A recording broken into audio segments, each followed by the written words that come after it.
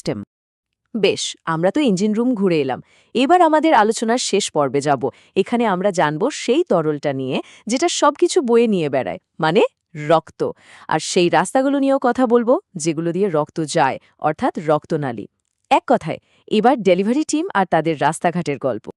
আমাদের রক্তকে যদি আমরা ভাঙি, তাহলে মূলত 4টে জিনিস পাব। এই চার্টটা দেখলেই বুঝবেন। এর সবচেয়ে বড় অংশ, মানে 55%, হলো প্লাজমা।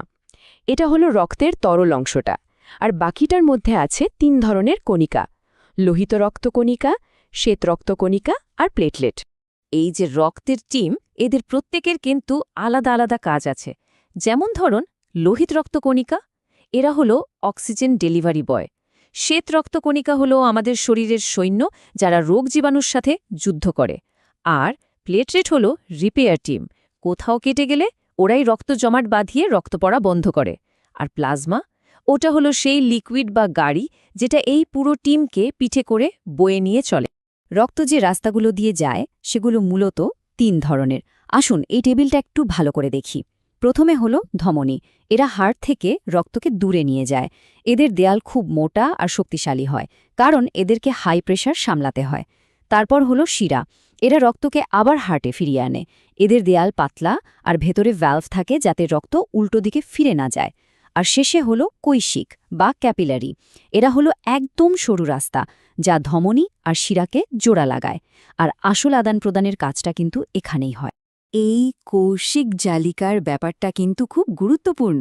এটাই হলো সেই ফাইনাল ডেস্টিনেশন, যেখানে রক্ত আর কোষের মধ্যে জিনিসপত্র দেওয়া নেওয়া হয়।